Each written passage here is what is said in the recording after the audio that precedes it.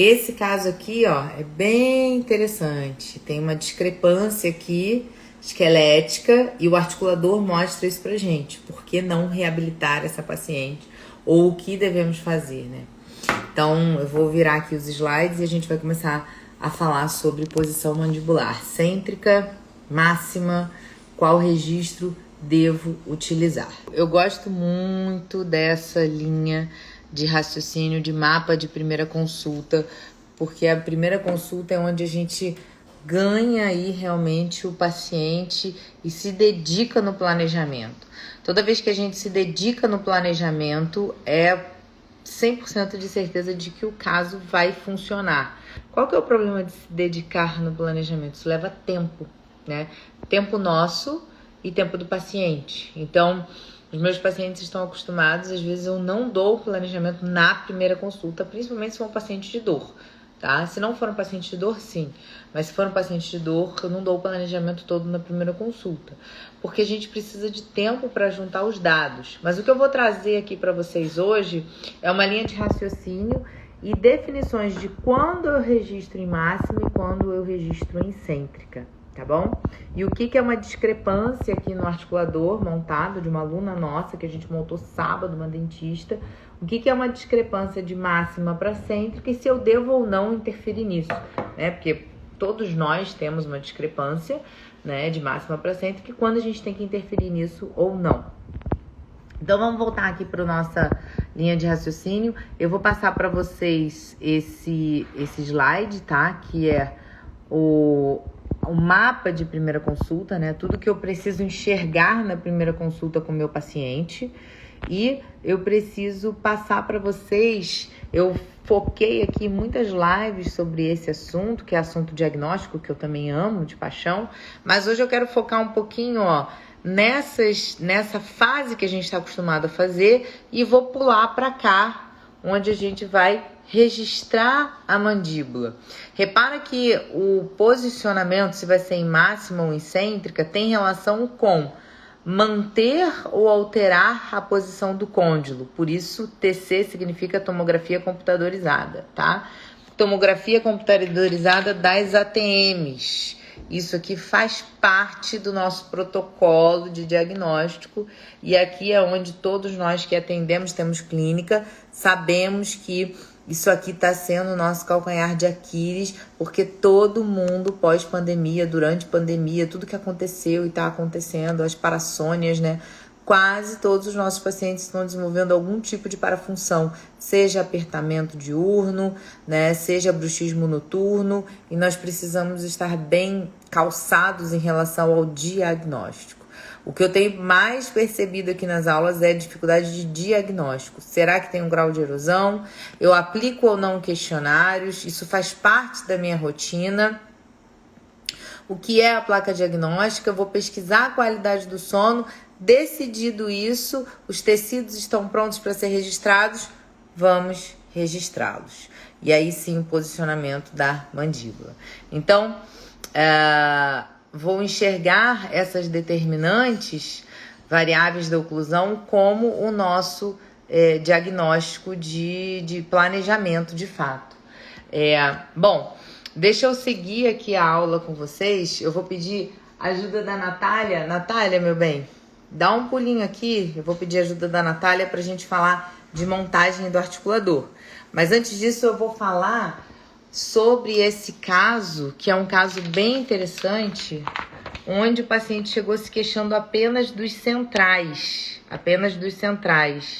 Ele tinha essas restaurações, restaurações classe 4, né, que veio restaurar. Então, qual que é o problema desse paciente? O problema desse paciente não são as restaurações pra gente fazer. O problema desse paciente é falta de espaço. E olha aqui, quando a gente vai ver a oclusal desse paciente no escaneamento. Não sei se você tá conseguindo ver aí, acho que sim. Tá conseguindo ver aí que ele tem um desgaste real das oclusais. E o que significa isso? Primeira coisa, a gente pensa sobre erosão. né? A primeira coisa é a erosão. Agora, quando aconteceu essa erosão? E aí a gente vai ali, ó, várias lesões não cervicais, várias lesões cervicais não cariosas, né? Várias lesões cervicais não cariosas. Então, ó, essa lesão, outra coisa, abfração superior. Aqui há um misto de erosão e abfração. Então, todas essas questões oclusais, ó, desgaste na palatina lisa. E aqui o mais importante, olha lá, falta de espaço para construir as restaurações classe 4, que era a queixa dele. Então, primeiro ponto desse caso é: eu consigo restaurar a queixa dele, que são os centrais, sem mexer na dimensão vertical de oclusão? A resposta é não. Então, já que eu vou ter que mexer na dimensão vertical de oclusão, eu vou mexer totalmente em função.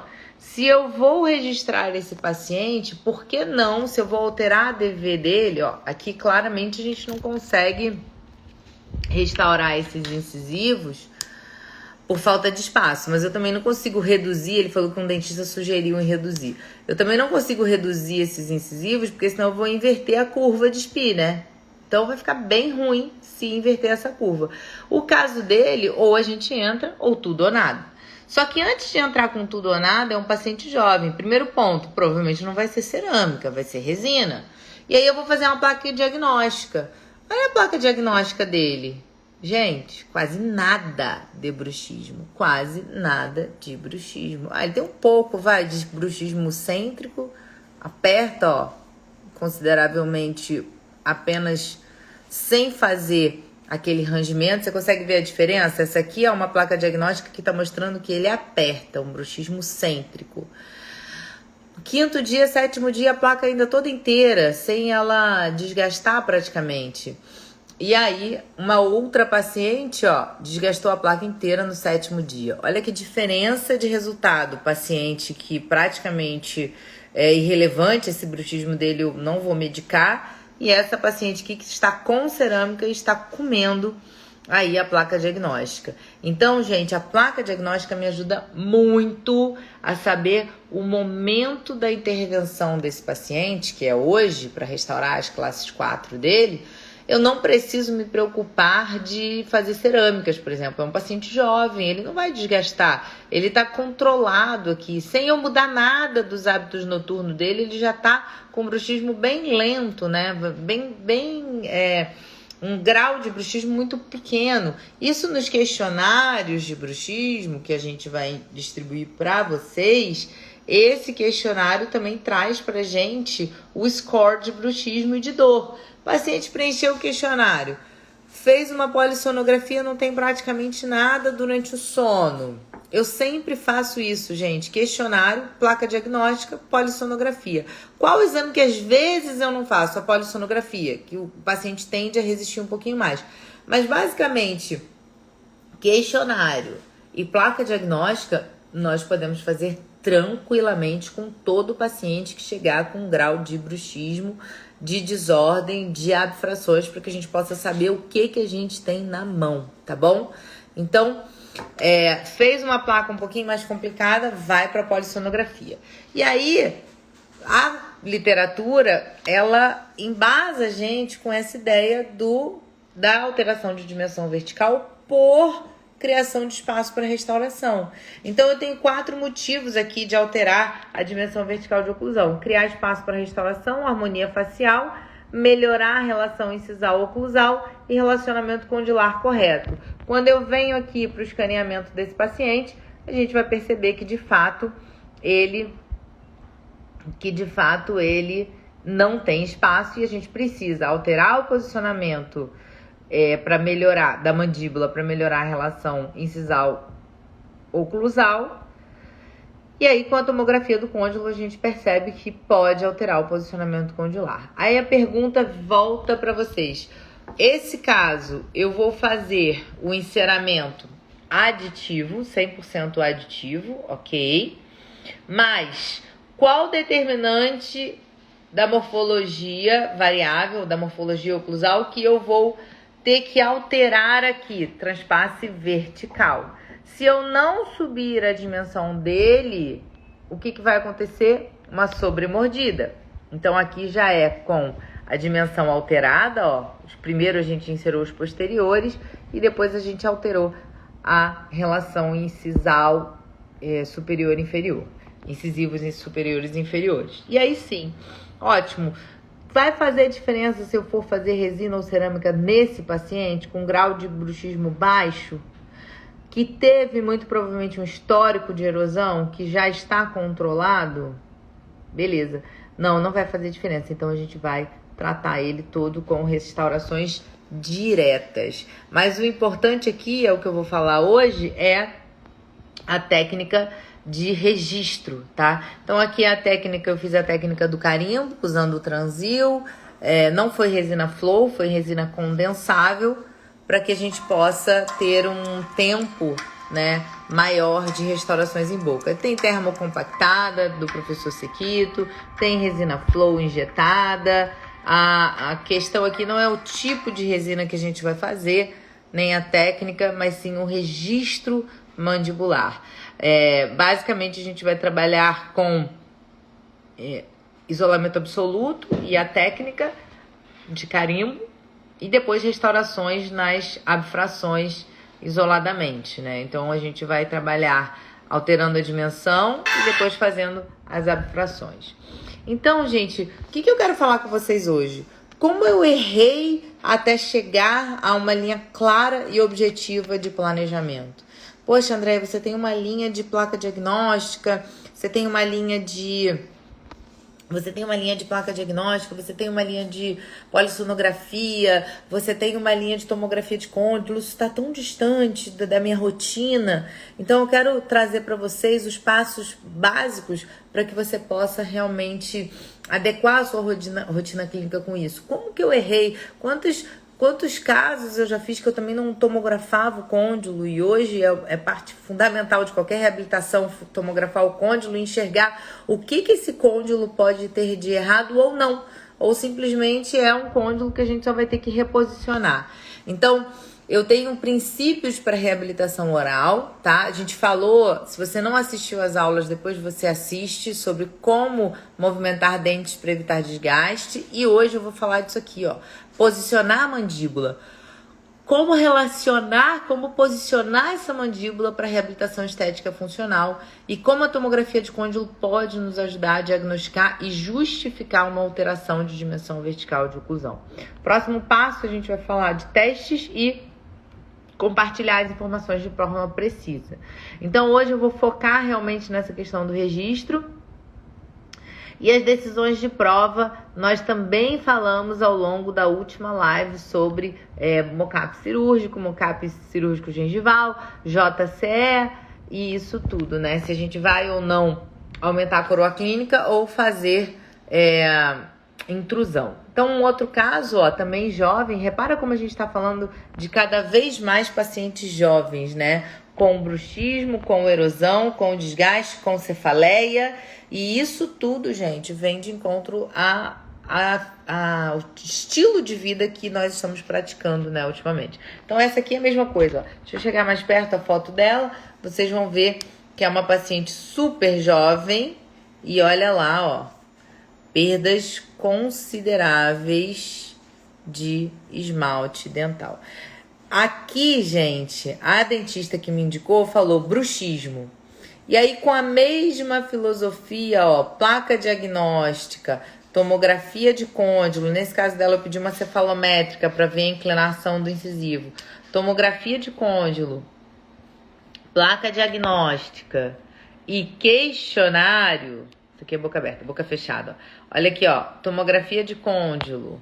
Levou o côndilo para trás. Quanto eu tenho que ter aqui, ó, na zona retrodiscal? De 4 a 5 milímetros. Ela tinha 2,5, dor. Eu tenho um mau posicionamento do côndilo, já tá justificando a reabilitação, ó. Ele tá muito para trás e para cima. Então, durante o período que ela foi perdendo dimensão vertical de oclusão, e essa paciente tem 30 e poucos anos, aí ela foi deslocando o côndilo dela superior. Então, a tomografia justifica, e o ideal de você fazer uma tomografia antes é o seguinte, não, boca fechada, tá, gente? Boca aberta não interessa muito pra gente, não. Boca fechada. A questão da gente fazer a tomografia antes, sabe o que é mais interessante? É que depois você consegue mostrar na tomografia que alterou a dimensão biológica do côndilo e consegue acompanhar por questionários se a dor passou ou não. Então, pelos questionários dela, o que aconteceu? Ela tinha histórico aqui, ó, nessa hora aqui do questionário, ela nunca falou isso, nem comigo, nem com a dentista que indicou, mas nessa hora aqui do questionário, ela escreveu alguns remédios que fazia uso crônico e que teve já bulimia. Então, quando a gente faz um questionário completão desse, a gente consegue conhecer o paciente mais a fundo e saber se ele tem dor muscular ou não. Aqui é tudo dor muscular. Quando o paciente tem dor muscular, ele coloca trapézio, ele coloca aqui pescoço. Quando o paciente tem dor articular, ele coloca aqui, ó, direto, pá, bem perto do ouvido. Quando ele tem dor muscular, ele coloca na cabeça, ele coloca aqui no masseter, a setinha. Mas dor articular, ele coloca um ponto só. E às vezes ele tem as duas dores, né, articular e muscular. Mas o legal disso aqui é justamente a gente poder acompanhar o paciente e ter um diagnóstico preciso. Então, no caso dela, como teve um fator também químico no passado, não mais, ela teve essa perda, nós vamos também polissonografar, tá? Para saber se ela tem algum distúrbio do sono considerável. Então, ali não tem apneia quase nada. Ela tem um esforço respiratório considerável. Isso também pode ser visto pelo Malapati dela, que é isso aqui, ó. Vou abrir minha boca pra você ver o que é Malapati. É isso aqui, ó. O meu é horroroso. Quase não aparece. Então, vias aéreas obliteradas. E o aumento da dimensão e às vezes um avanço noturno, nesse caso noturno, pode nos ajudar. E ela tem também um sono leve, muito leve, né? O sono profundo dela, muito tempo de sono leve. O sono profundo dela é pouco e o REM pouco também. Então, mas não tem grandes alterações de sono, tá? Tem um esforço só que pode ser pelo Malapati, com certeza dela. Então, vamos seguir na reabilitação. Eu sempre peço para o paciente me dar um exemplo de alguém que ela admira, do sorriso que ela admira. Porque quando ela me manda uma foto de um sorriso que ela admira, eu já vejo que o arranjo não é um arranjo preciso, é um arranjo um pouquinho bagunçado, tá vendo? Então, ela não quer aquele sorriso todo quadrado, todo igual. Ela quer caninos dominantes. Quando ela manda essa foto, leia-se isso. E aí eu vou conversando com a paciente. Olha, esse sorriso que você me mandou é um pouco triangular. A paciente tem os dentes mais triangulares, um pouco mais dominantes os caninos. E aí eu vou falando com o técnico em relação a isso. Já vou voltar aqui porque eu quero falar da posição mandibular, tá? Vou virar agora a câmera para mim. Acho que não vou precisar da Natália, não. Natália, te livrei. Ó, e a gente vai montar o articulador. Eu tenho duas opções. Ou eu faço tudo no digital, ou eu faço no analógico. Ou misturamos também, tá? Nesse caso dessa paciente, eu vou dar um exemplo de outra paciente aqui no analógico, tá? Primeiro, nós vamos fazer gig e pua. Lembram que é gig e pua. Por que eu faço gig e pua? Gig e pua é importante para que a gente possa saber se a ATM está excursionando bem, né? Se ela está fazendo lateralidade direita, lateralidade esquerda, protusiva bem. Então, deixa eu virar aqui de novo pro computador, só para mostrar o que é um gig e pua para você, ó. Esse caso aqui foi escaneado com gig e pua. Ó, como é que a gente faz o gig? A gente faz o gig nessa sequência. Coloca o dedinho lá, pressiona a resina, sempre usando Mega Tray também. Coloca um jatinho de água ou de ar, né, para não queimar o paciente. Polimeriza fora. Eu gosto de deixar um platô para que a gente possa fazer a pua e deslizar, vamos achar sempre o ponto central. Esse ponto central é o ponto cêntrico, né? A relação cêntrica. E por que eu faço a pua? Aí vem o grande X da questão. Ó. Ponto central eu poderia só escanear aí. Se eu escanear aí, para a placa, ó, eu já tenho aí a relação cêntrica. Mas se eu escanear aí, eu estou indo no ponto geralmente mais retrusivo da mandíbula. E aí, para pacientes classe 2, esse ponto mais retrusivo, ele não é tão interessante, tá? Vou aqui levar pro analógico. Levando pro analógico, ó, é o ponto mais retrusivo. Você monta com jig e com a pua. Com a jig só, né, na verdade. E aí, o que a pua faz? Pessoal que não conhece a pua, essa é a pua, ó. É um pontinho de resina nos incisivos, entre os dois incisivos inferiores, né?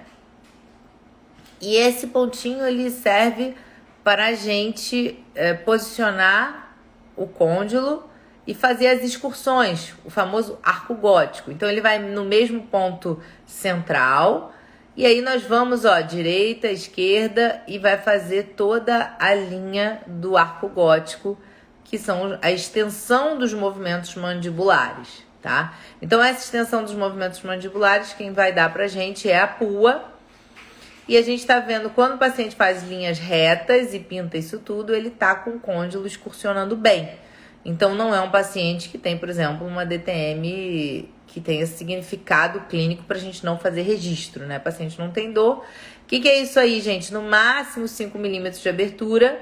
Para quê? Deixa eu pausar, peraí. Pausa, que isso aqui é importante. No máximo 5 milímetros de abertura interincisal, ó. Pra quê? Pro côndilo tá só rotacionando, não estar transladando da cavidade. E agora, ó, rotação, movimento de rotação, movimento de translação, ok? Movimento de rotação, abertura máxima interincisal de 5 milímetros, articulação infradiscal. Movimento de translação já é o outro movimento onde ele vai um pouquinho mais para frente, né, da eminência articular, tá bom? E aí, deixa eu voltar lá. E o que eu quero de registro, então, com a pua? Fiz lá o meu movimento, fiz a pua, vi que ele não tá transladando, tá só rotacionando. Fiz todo o arco gótico, deu tudo certo, o paciente está fazendo uma linha reta. E aí eu tenho duas opções. Lembra que eu falei que pacientes classe 2, se a gente registrar aqui no vértice, a gente está no ponto mais retrusivo. E aí o que a gente pode criar? Um transpasse horizontal muito grande.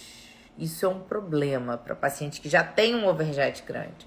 Então, nós vamos lá para a literatura, segura esse vídeo, nós vamos lá para a literatura e nós vamos lembrar dessa discussão cêntrica. Essa discussão cêntrica é uma discussão milenar, né? E essa discussão, gente, cêntrica já foi em vários pontos, né? Mas essa discussão ela é muito interessante, porque eu sei que de 1 a 2 milímetros do vértice, lá atrás do arco gótico, existe uma área biológica na ATM, não um ponto, onde eu posso garantir que o paciente está em cêntrica, que os côndilos estão bem posicionados, existe uma relação boa condilar e articular, onde eu posso registrar o paciente nesses 2 milímetros à frente do vértice do arco gótico. Isso me ajuda muitão em situações de pacientes classe 2, né? Onde a gente tem um paciente que já tem um overjet considerável, e aí eu vou voltar aqui para a prática e vou fazer o quê? Vou registrar esses 2 milímetros à frente do vértice na própria protusiva do paciente, tá? Olha lá, vou agora contabilizar os 2 milímetros, ó, 2 milímetros, faço uma valinha aqui, ó, faço uma valinha para ter certeza que ele encaixou a pua na posição. E aí, ó, eu falo, vai lá e posiciona. E aí ele vai posicionar na valinha e a gente vai ter certeza que registrou no ponto certo, que ele não tá perdido, ó. Vamos lá de novo, faz a valinha, opa, tô pegando a parte de trás do vídeo. Ó, faz a valinha e pede pra ele entrar ali, ó, foi, viu? Um movimento bem pequenininho. E lembrando, é 5 milímetros de abertura interincisal com a pua, tá, gente?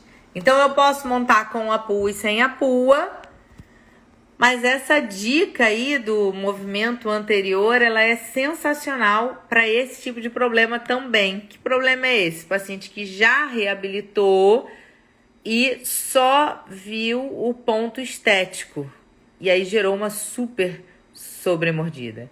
Eu tenho brincado com o pessoal que nós temos vivido uma sobremordida por problema de aumento de transpasse, aumento de transpasse vertical. Nós estamos vivendo uma sobremordida epidemiológica. E aí a gente tem que alterar a ADV, mas o problema é que se a gente alterar a ADV fazendo ponto cêntrico, que é o ideal, a gente vai ter o problema do transpasse horizontal aumentado. E aí, esse paciente que está com facetas bem instaladas precisa reabilitar o inferior sem aumentar o transpasse horizontal.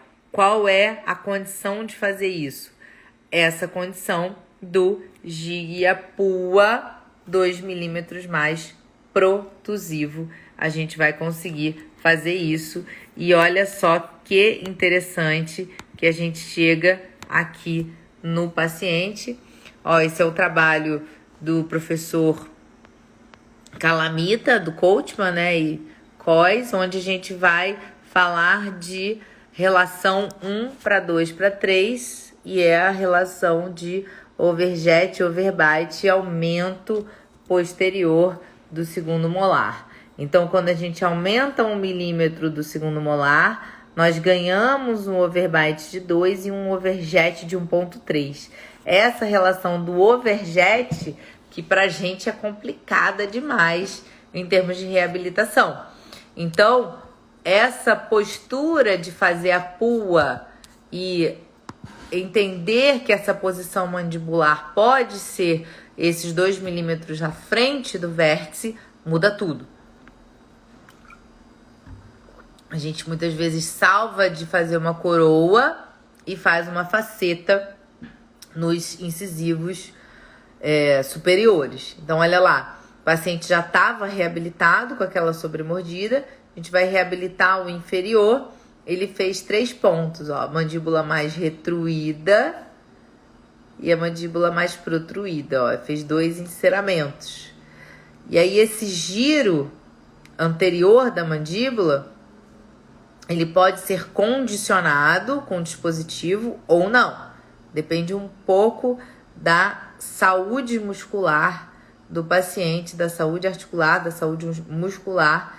E a gente mostra isso tudo ao longo da nossa caminhada aí de planejamento. Mas eu vou falar para vocês o protocolo de preparo muscular também. Há alguns protocolos de preparo muscular, mas esse posicionamento é muito importante. Não fazer necessariamente no vértice da pua, tá? Para que você não mate o caso, senão às vezes você tem que fazer coroa em todos os anteriores. Lembrando que essa posição da reabilitação dele, da mandíbula, foi feita, o encerramento foi feito junto, o encerramento inferior foi feito com o registro das facetas superiores, tá? E aí, ó, ele não perdeu as facetas superiores e nem teve que fazer a palatina dos superiores. Então, aqui o ponto de canino a canino, ó, canino bilateral. É muito importante esses caninos tenham um toque bilateral cêntrico, simultâneo, para que a gente tenha certeza dessa estabilidade da oclusão. Então, esse é o Gig, gente, ó, Gig sem pua, Gig com pua. O aumento de 5 milímetros interincisal tem que ser com a pua no máximo, tá? Então, se você fez um Gig bem fininho, dá para colocar a pua. Se você fez um Gig já espesso, não dá para colocar a pua, ok? Isso é importante. E aí, gente, vamos seguir com a comunicação com o técnico e falar com ele do que? Das 5 determinantes da morfologia oclusal que vão interferir no planejamento. Primeiro a gente escolhe o tamanho do central. Uma vez que a gente escolheu um central, exemplo, mais triangular, ele vai ser mais fino, né? O diâmetro mesodistal dele vai ser menor. Um oval e um quadrado. Vamos definir o tamanho dos dentes. Por isso, gente, nessa hora aqui, lembra que eu falei sobre pedir para o paciente uma foto de alguém que ele tenha como referência. O paciente tem essa referência aqui, ó. Registrei a mandíbula, vou reabilitar. Volta aqui nessa paciente, só para vocês lembrarem. Ela é uma reabilitação total. Registrei a mandíbula, registrei o côndilo. Vi que o côndilo tá para trás, com boca fechada. Tomografia de côndilo com boca fechada. Côndilo tá para trás. Histórico de desgaste químico. Placa diagnóstica, nada demais. Podemos reabilitar transitoriamente. Beleza. Agora eu vou encerar. Na hora que eu for encerar, eu preciso dar uma referência para o meu técnico. Se eu sei que ela quer dentes mais quadrados, por exemplo, ele tem mais liberdade de fazer uma mesodistal maior. Se ela quer dentes mais triangulares, o arranjo vai ficar diferente. Então, dê para o técnico uma referência de tamanho de dente.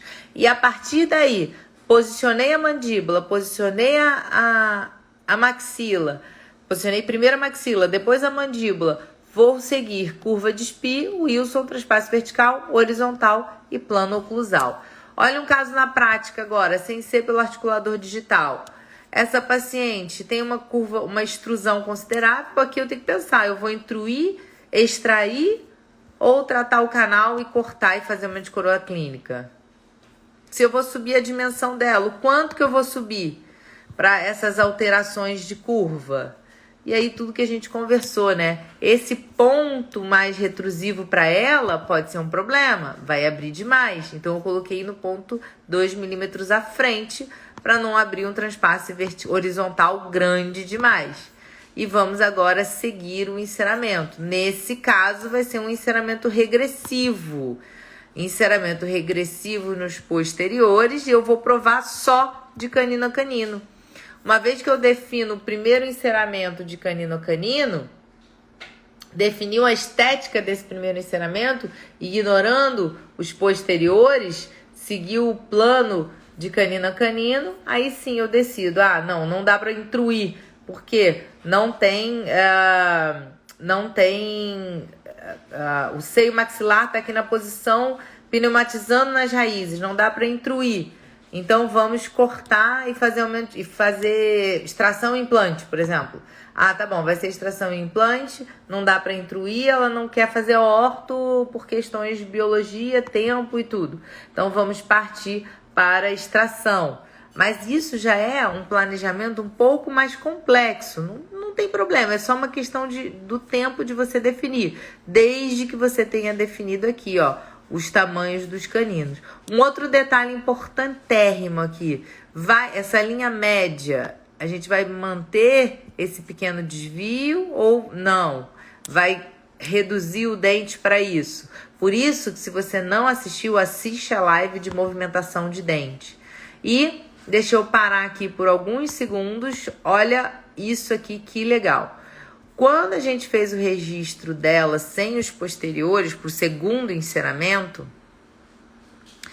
fez um transpasso horizontal muito grande. Então, lembra que eu falei? Dá para você fazer um dispositivo para guiar a mandíbula, olha lá, ó, com essas aletas, para você guiar a mandíbula para esse fechamento, quando o transpasso horizontal é muito grande. E aí foi o que nós fizemos, preparando a musculatura dela para chegar nessa posição final.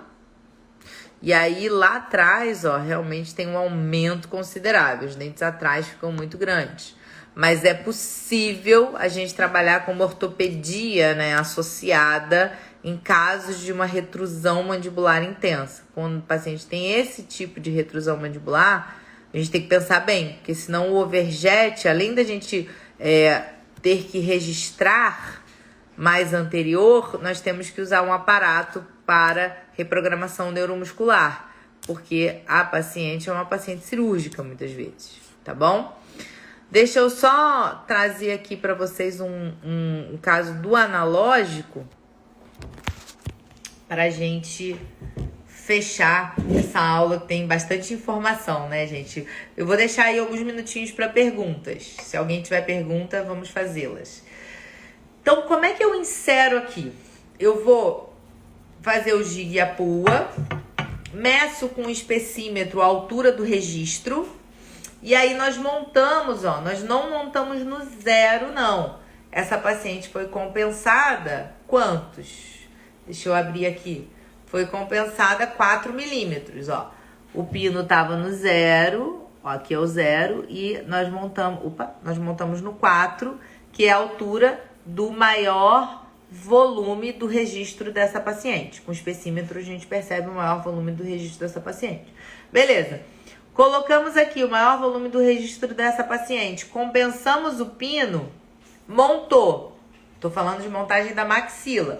Montagem da mandíbula vai ser no arco facial. Deixa eu só pegar o arco facial aqui para vocês.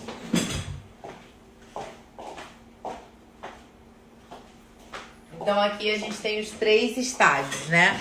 O arco facial, nós montamos com o macaquinho apoiando aqui atrás, ó. Macaquinho ou cera, o que você quiser usar para ele não descer. Arco facial no articulador, gesso, contração 0, gesso de montagem, tá? É um gessinho branco. E a gente vai, depois da maxila, montar a mandíbula compensando o espaço do registro. Beleza. Compensou, o gesso cristalizou, você vai soltar. Isso aqui eu nem tinha soltado ainda.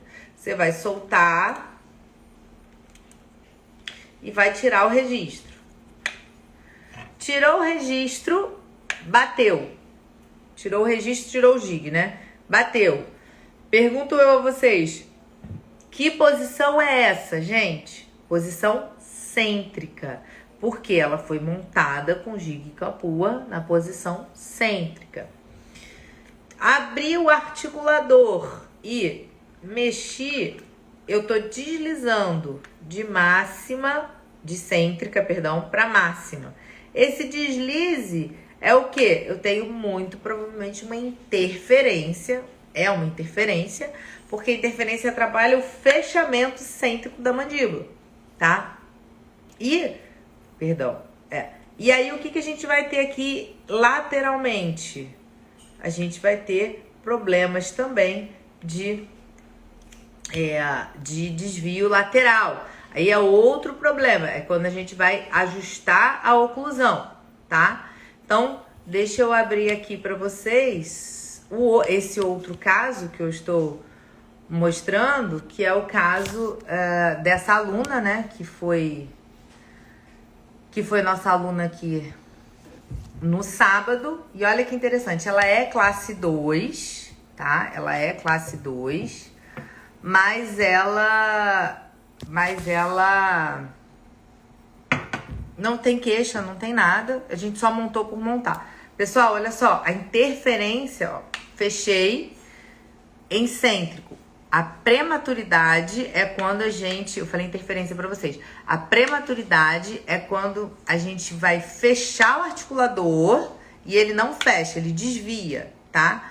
Quando a gente tem uma interferência, é quando a gente vai fazer, ó, lateralidade direita ou lateralidade esquerda ou protusiva. Isso é uma interferência oclusal, tá? Onde a gente tem nos movimentos excursivos. Então, volta aqui, ó. Fechei.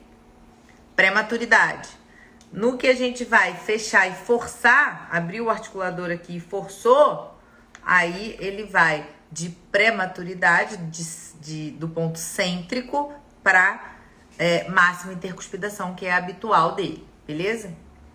Então, tá bom. Agora vamos olhar aqui essa paciente que eu falei. Soltamos o pino, pá, cêntrico.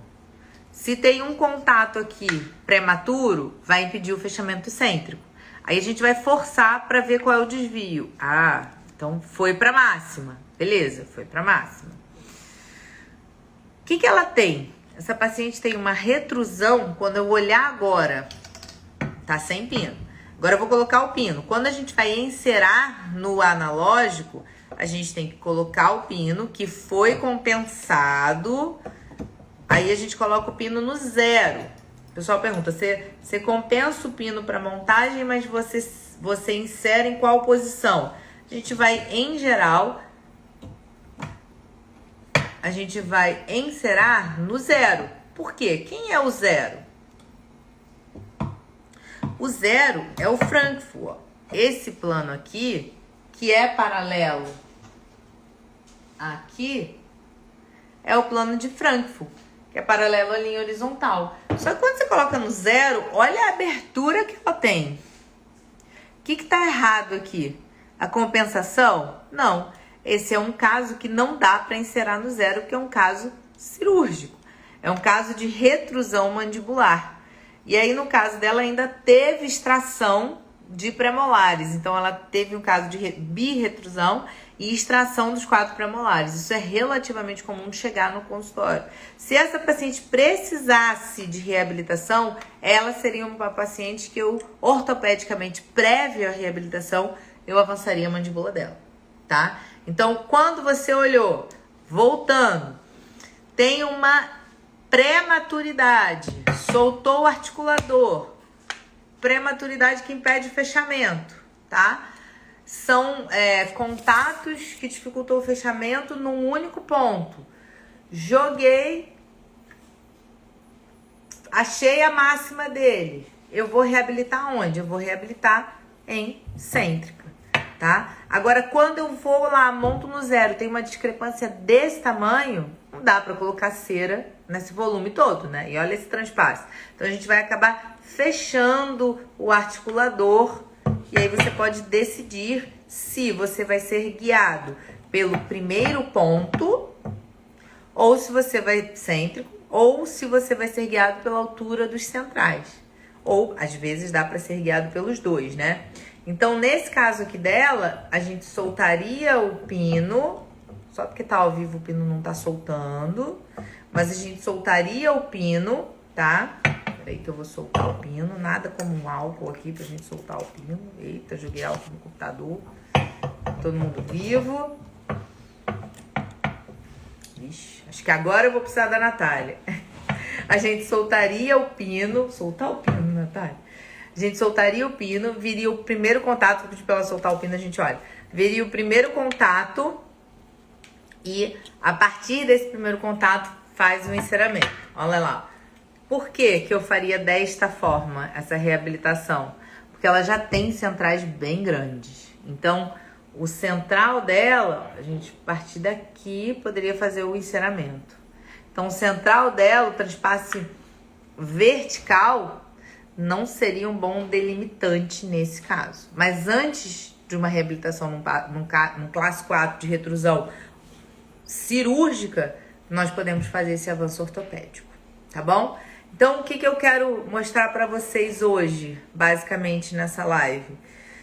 O posicionamento mandibular depende desses fatores. Número 1, se eu vou alterar a dimensão vertical, vou fazer isso em cêntrica. Número 2, tem uma discrepância, eu preciso preparar a musculatura ou usar um dispositivo de avanço? Se sim, se não, preciso analisar isso. Número 3, tomografia de côndilo com espaço biológico articular. Isso tudo forma um conjunto de linha de raciocínio para a nossa tomada de decisão do posicionamento mandibular. Ok, pessoal? Se você gostou da live, manda aqui um comentário, faz perguntas para a próxima e a gente vai se falando ao longo da semana, tá?